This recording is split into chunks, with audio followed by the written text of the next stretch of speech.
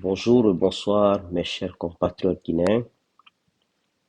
Votre frère et ami Souleymane Kondé, il est 16h31. On va aller vite faire avant que mes enfants n'arrivent de l'école, sinon on ne pourra plus continuer. Comme je vous ai promis qu'on va parler un peu, je vais vous donner mon avis sur les assises nationales qui ont débuté aujourd'hui à Conakry. D'abord,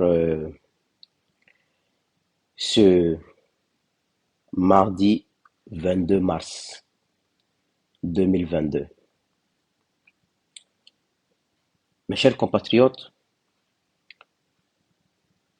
pourquoi nous devons faire la politique en Guinée? Pourquoi nous ne devons jamais nous décourager, surtout la nouvelle génération, mais faire la bonne politique? Parce que moi, j'estime que la politique est une chose très sérieuse. On doit la faire de manière responsable, car elle permet de bâtir une nation, de donner de l'espoir à un peuple et d'assurer son avenir. Mais si on refuse de faire la politique, on laisse des hommes sans morale, des hommes sans dignité, des hommes euh, qui n'ont pas de regard sur leurs paroles données, on perd tout. Et c'est pour cela qu'on se retrouve aujourd'hui dans une nation sans morale, où les gens peuvent détourner des deniers publics, après ils deviennent des meilleurs, où des gens peuvent mentir, tromper les gens, ils deviennent des populaires.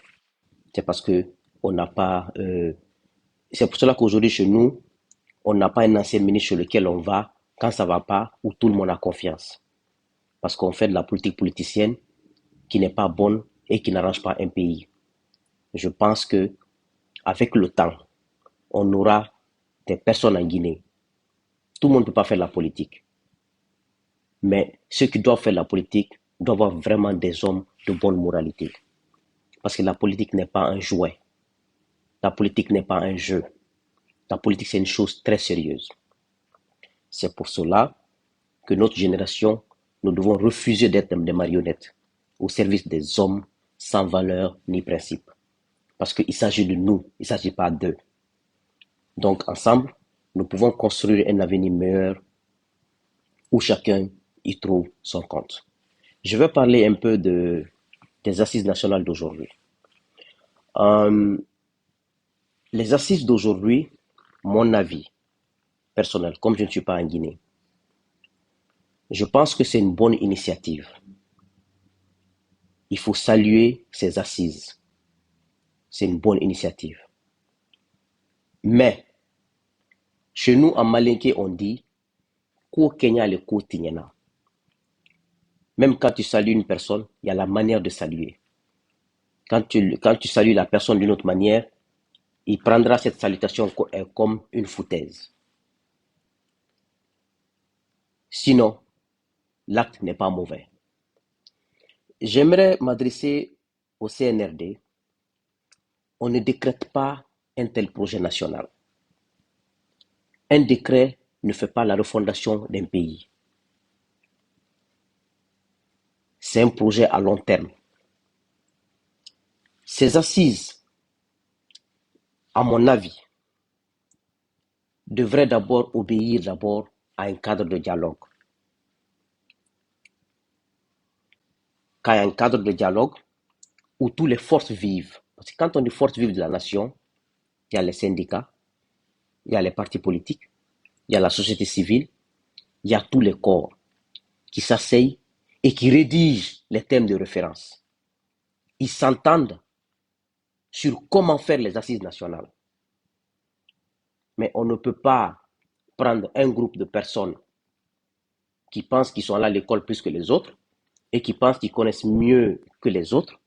Ils s'asseyent dans un bureau, ils rédigent des thèmes de référence d'une assise nationale de toute la nation.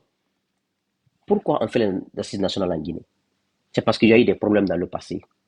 C'est parce que notre société est malade. Pourquoi la société est malade? Parce qu'on a eu des chefs d'État, des ministres, des hauts cadres qui n'ont pas été à la hauteur de leurs fonctions. et qui ont, d'une part ou d'une autre, brimé sa population, tué sa population, maltraité sa population. Pourquoi le président Doumbouya a dit dans son allocution qu'il y a la méfiance? Pourquoi il y a la méfiance? Parce que les gens ne respectent pas leurs paroles. Parce que les gens ne lient pas les actes aux paroles. Parce que les gens peuvent changer de discours matin, midi, soir.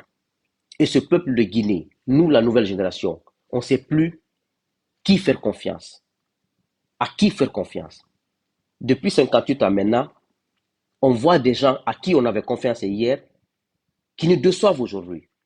On voit des gens à qui on pouvait donner notre âme et qui nous déçoivent aujourd'hui.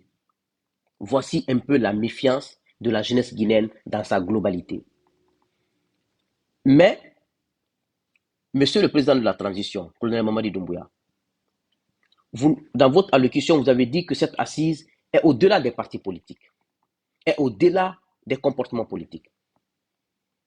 Mais j'ai le regret de vous dire que vous avez annoncé les assises, mais les responsables des partis politiques qui, si l'histoire accepte, si le destin accepte, vont être présidents demain et ce n'étaient pas présents. Les forces vives qui représentent l'opinion, l'écrasante majorité de l'opinion, elles n'étaient pas présentes. Donc, c'est comme si, monsieur le président, vous avez imposé ces assises. C'est comme si vous avez décrété ces assises. On ne décrète pas les assises nationales. Il y a des gens qui ont été blessés. Il y a des gens qui ont été meurtris. Il y a des gens qui se sentent exclus. Moi, je pense qu'il fallait commencer par un cadre de dialogue, avoir un consensus. On ne peut jamais être d'accord dans le pays. Il n'y a jamais eu l'unanimité dans un pays. Ça, c'est impossible. Mais que l'écrasante majorité puisse accéder au thème de référence des assises, puisse accéder à l'idée des assises. Et que ces gens-là puissent dire, OK, nous avons travaillé ensemble dans les thèmes de référence de ces assises, nous avons travaillé ensemble à élaborer la procédure à suivre pour les assises. Donc, nous assistons. Même s'il y a 10% de Guinéens qui disent qu'ils ne sont pas dedans, c'est pas grave. Il n'y a jamais de l'unanimité. Mais aujourd'hui, les assises que vous avez annoncées, Monsieur le Président, il y a au moins 70 à 80% de la population guinéenne les représentants de cette population qui n'ont pas participé. Je pense que c'est pas un bon début. Parce qu'on dialogue avec les victimes. On dialogue avec les gens qui ont mal. 26 ans de régime Sékou Touré. Toutes les familles là ont mal. Le régime de Conté qui devait régler ça n'a pas pu régler. Parce que les témoins du régime Sékou vivaient à l'époque. Mais Conté a fermé les yeux. Ils ont arrêté tous les gens de Sékou Touré qui étaient témoins de l'histoire, qui étaient complices de l'histoire. On les a exécutés. Donc là-bas, on a caché l'histoire. Conté aussi est venu. Il a exécuté bon nombre de Guinéens. Maintenant, lui a fait 24 ans. On a eu le régime du président Alpha Condé. Il a fait 10 ans. Lui aussi pouvait avoir l'opportunité, peut-être, de faire les assises. Parce qu'il a eu 5 ans où il pouvait le faire. Mais n'a pas pu le faire. Jusqu'à ce que les témoins des exécutions de 1985 des Fasciné Touré sont tous décédés. Donc, vous voyez un peu. Donc, le régime d'Alpha aussi a refusé. Vous êtes une transition. Et la transition qui a peut-être hérité de 60 ans de barbarie d'État, de 60 ans de violence d'État. On ne peut pas se lever le matin, décret, assise nationale demain matin, décret, invitation. C'est pas comme ça. Je ne suis pas en train de me moquer du CNR, de me moquer de vous, mais je vous donne mon avis. Comment ça devait se procéder? Je n'ai pas raison. Je ne connais pas les méthodes mieux que vous, mais ce sont mes remarques. Et je pense que c'est comme ça, c'est comme ça. La démocratie, on doit donner nos avis. Moi, je ne suis pas un ennemi du colonel Doumbouya. il ne peut pas être mon ennemi, il ne m'a rien fait comme mal, donc il n'est pas mon ennemi. Je donne mon avis et c'est mon droit et c'est mon devoir. Parce que je ne suis pas quelqu'un, même si je ne suis pas ton ennemi, même si je ne suis pas contre toi, je ne consomme pas ce que je ne veux pas consommer. Et je n'accepte pas l'inacceptable. Ça, c'est ma façon d'être. Si je t'aime, je te mets sur le droit chemin. Si je t'aime, je te dis des choses qui vont te mettre sur le droit chemin. Mais je ne vais jamais t'aimer et te regarder et refuser de dire ce que je pense. Je ne peux pas le faire. Donc,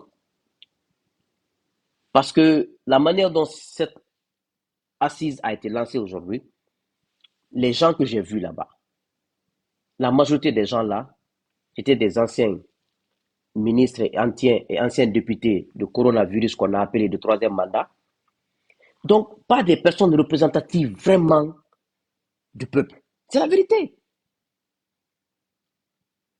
Je ne sais pas qui conseille le colonel Doumbouya, mais on va vite en besoin. D'ailleurs, il ne faut pas que cette transition prétende résoudre le problème des assises nationales. Cette transition peut lancer ces assises nationales, mettre les bases, les fondations, faire un travail. Peut-être le président qui sortira des urnes, lui, va venir finir le travail. Il faut qu'on arrête de prétendre en Guinée, quand je suis au pouvoir, c'est moi qui dois régler le problème de la Guinée. Non. L'État, c'est une continuité. Une nation, c'est une continuité. Quand quelqu'un vient, par exemple, on donne un exemple. Je vais donner un exemple. Le président Cellou vient au pouvoir demain. Et Cellou prétend, par exemple, je donne un exemple. Non, je m'en fous du RPG, je vais gérer seul le pouvoir. Il va échouer. Quiconque viendra en Guinée, vouloir gérer le pouvoir et ignorer les autres, mépriser les autres, tu n'iras nulle part. Le président Sidia aussi, s'il vient demain au pouvoir, il veut ignorer UFDG, il veut ignorer RPG, Sidia va échouer, il n'ira nulle part. Donc, la meilleure des choses pour nous, c'est d'attirer les autres, c'est de composer avec les autres. L'exclusion ne marchera pas en Guinée désormais. C'est l'exclusion et le mépris de la réalité qui a fait échouer le régime de faim. Dans une nation, moi par exemple, je suis chez moi, j'ai une femme et deux enfants. Même mon enfant de 4 ans et mon enfant de quand je leur dis de faire des choses, en les imposant d'une manière, ils disent non, ils ne font pas. Mais quand je leur parle, je les caresse, ils le font. Il ne faut pas qu'on prétende venir au pouvoir en Guinée, résoudre tous les problèmes. Non. On doit faire ce qu'on peut faire, mais en rassemblant la majorité des gens, en négociant avec eux. La collaboration et la négociation n'est pas une faiblesse. Ce ne sont pas des faiblesses. Et je vous ai dit dans ma toute première vidéo, Monsieur le Président, je crois que c'était le 14 septembre, une semaine après la prise du pouvoir. Je dis, il y a des Guinéens qui iront vous dire, il ne faut pas écouter ces loups d'Alain, ce n'est pas un opposant. Il ne faut pas écouter Sidia, il a vieilli. C'est eux vos premiers ennemis. Ces gens-là aujourd'hui, c'est minimum, je vous dis, 20% de l'électorat guinéen qui le suivent, qui l'écoutent. Sidia, c'est 10-15% qui le suivent, qui l'écoutent. Le RPG arc-en-ciel, qui n'a pas de leader aujourd'hui, le jour où j'aurai un leader, le RPG, c'est minimum 20%. Ça fait déjà 60% de la population. Dans chaque nation, il y a des gens qui sont écoutés. C'est comme ça. Peut-être nous aussi, dans 5 ans, dans 10 ans, nous serons aussi à la place des Stilou et des Sidia. Personne ne pourra gérer la Guinée sans notre voix. C'est comme ça marche. Mais si vous négligez ces gens, dire qu'ils ne sont pas importants, dire que c'est comme ça, quand on vient dans une nation, on vient contre un système, on débranche le système. Mais si vous venez contre les personnes physiques, vous échouez. Parce que quand tu te mets contre une personne, parfois tu te trompes et tu ne deviens pas objectif. Donc je pense que il n'est pas trop tard. Nous sommes tous des hommes imparfaits. On peut toujours revenir en arrière, on peut toujours s'asseoir. Mais lancer ces assises sans les forces vives qui représentent l'écrasante majorité, ça ne marchera pas. Ça sera un échec. Parce que les gens qui sont partis là-bas aujourd'hui, ils sont pas. même s'ils ont des gens, mais ils ne sont pas trop... Parce que dans une nation, il faut qu'il y ait des gens crédibles quand même. C'est la confiance et la crédibilité qui fait la différence entre les hommes. Parce que si on continue comme ça, sans la participation de ceux qui représentent l'écrasante majorité du peuple de Guinée, ça devient du monologue.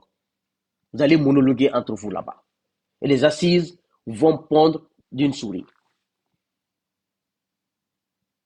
Parce que dans cette nation, même quand on se dit, il faut qu'on se dise la vérité, même si on ne s'aime pas. Par exemple, quand il y avait un cadre de dialogue, le Premier ministre mettait un cadre de dialogue. C'est pour cela que j'ai dit, je vais vous dire, Monsieur le Président du CNRD, vous avez deux maillons faibles dans votre gouvernement d'abord. Votre Premier ministre, Mohamed Beavogui, c'est un maillon très très faible. Votre ministre de l'administration du territoire, Mori Kondé, c'est un maillon très très faible. Et ce sont les deux postes-là qui font la transition. Ministre de l'administration du territoire, parce que Mori ne pèse pas devant les opposants. C'est vrai, il est à l'école, c'est un intellectuel. Il ne suffit pas d'aller à l'école, ça ne suffit pas. Il ne suffit pas d'avoir un diplôme, un master ou un doctorat, non. Il faut avoir un poids devant les opposants pour pouvoir discuter. Il ne pèse pas. Même quand il est avec eux, il ne peut pas s'exprimer parce qu'il n'a rien à dire, il n'a pas de projet. Le Premier ministre, qui devait tenir, qui est responsable dans la Constitution, même qui est responsable du cadre de dialogue, depuis que les problèmes ont commencé, il n'a pas pu dire un mot. Ça, c'est un Premier ministre, ça. Quand on vous dit dans la nation d'avoir des hommes d'État à la tête des institutions, c'est un truc comme ça. Par exemple, un Kélé Fassal qui était à la Cour constitutionnelle, qui a mis Alpha en garde, il ne faut pas aller pour le troisième mandat. Ils ont déboulonné, paix à son âme. Ils ont mis des juristes là-bas, à la Cour constitutionnelle, mais ils ne pèsent pas. Ils sont où aujourd'hui? Ils sont comme s'ils sont morts. Les hommes de caractère sont bons. Quand j'entends les gens dire qu'il faut des institutions fortes, les institutions, c'est des maisons, c'est des hommes qui rendent les institutions fortes. Quand un homme d'État, un homme de caractère, à la Cour constitutionnelle, à la Cour suprême, à la présidence, aux impôts, c'est eux qui incarnent des valeurs pour donner de la valeur à ces institutions. Ce n'est pas une maison qui donne de la valeur aux gens, les institutions. Ce qu'Obama a dit là, moi, je trouve que ça n'a pas de sens. C'est des hommes qui rendent les institutions fortes. C'est un homme qui refuse la corruption, qui dit je refuse, je défends mon pays, comme Kélé Fassal, paix à son âme, l'a fait à la Cour constitutionnelle. Pas de troisième mandat. Il est resté droit dans ses bottes. Ils l'ont accusé, ils l'ont maltraité jusqu'à ce qu'il est décédé. Quand il y a un homme d'État à l'impôt, on vient pour le corrompre, il dit non, mon pays me paye, je suis là pour ne pas voler. Payer l'argent, je vais dans les caisses de l'État. C'est ce qu'on appelle des hommes d'État, des hommes de caractère. Quand un homme n'a pas de caractère, tu le mets à la tête des institutions, l'institution ne marchera pas.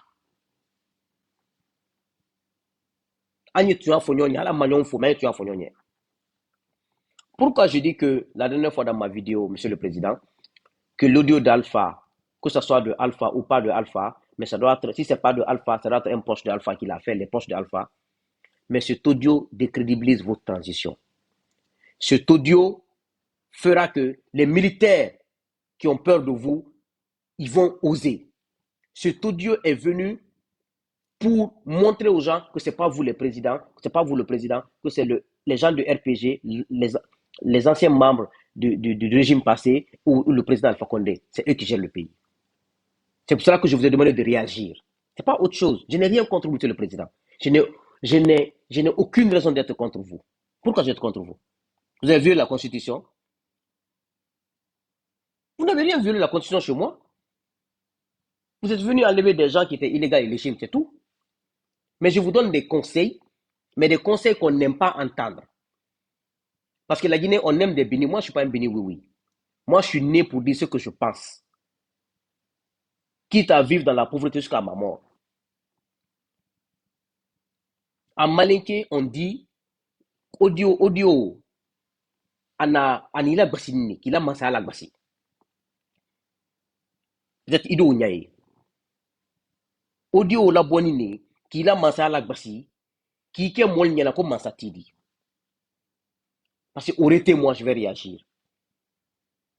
Je ne peux pas être président et qu'on sort un audio pour me ridiculiser. Je vais réagir. Quand Alpha était président, il a arrêté le passeport de Selou. Il nous a mis en prison parce qu'il nous a montré que c'est lui le président, légal ou illégal, mais c'est lui le président. Un chef doit réagir. C'est pour cela que j'ai fait l'audio pour vous dire, il faut réagir sur les anciens membres de ce régime et sur le président Alpha. Pas de façon, mais montrez votre autorité. Sinon, je n'ai rien contre vous. Et c'est le caractère qui gère une nation. On ne caresse personne, on respecte la loi, on respecte les principes, on est juste, on est équitable entre les gens et tout le monde va vous respecter.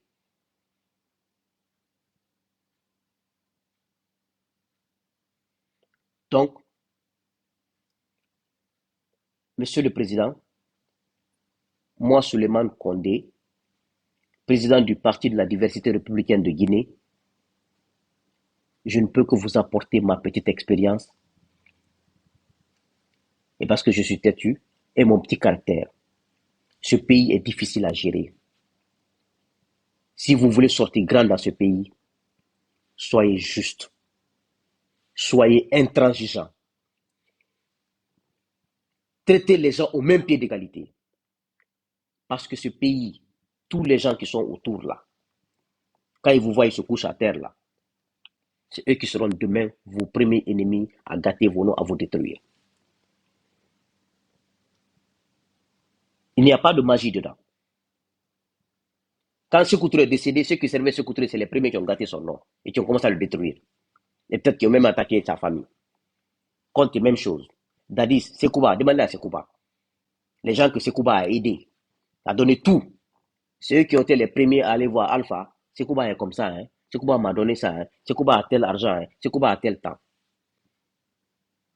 C'est ça la Guinée. C'est pour ça que je vous dis depuis la première fois. N'écoutez personne. Écoutez la loi. Faites la loi votre meilleur ami. Faites les principes et les valeurs votre meilleur ami. N'écoutez personne parce que tout ce qui vous conseille dans la radicalisation, de mépriser les autres, d'ignorer les autres, ce sont vos ennemis, ça. Parce que ça ne marchera pas. Ça ne marchera pas. Ça ne marchera pas. Quiconque vient dans ce pays désormais, tu veux marginaliser une ethnie, tu veux marginaliser un groupe, tu veux être seul dans le pays, avec ton clan, tu vas chuter. Le monde est trop élevé, le Guinée est trop élevé pour ça. Donc, Monsieur le Président, revoyez votre cadre de dialogue national,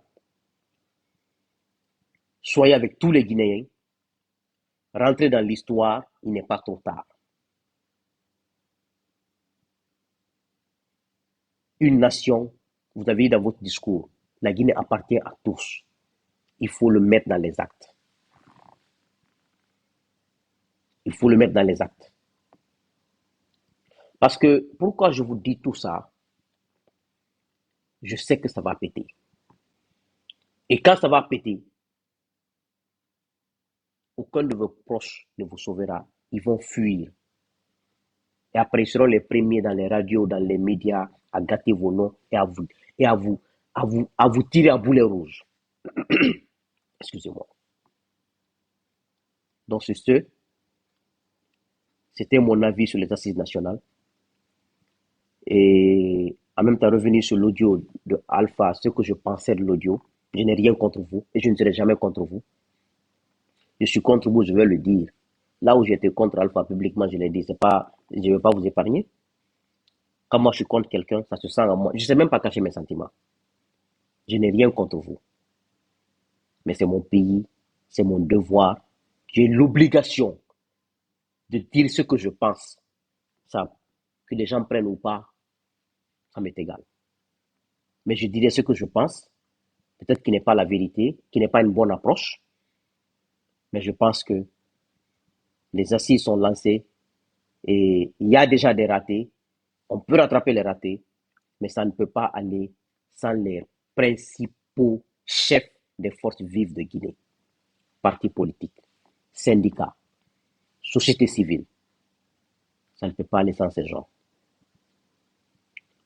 que, encore une fois, Dieu bénisse notre pays et que Dieu bénisse tous les Guinéens qui veulent que ce pays avance et que Dieu nous épargne de la haine, de cette division ethnique et tout ce qui contribue à diviser la Guinée et à nous amener sur le mauvais chemin et que Dieu change vos cœurs. Je vous remercie. Amen.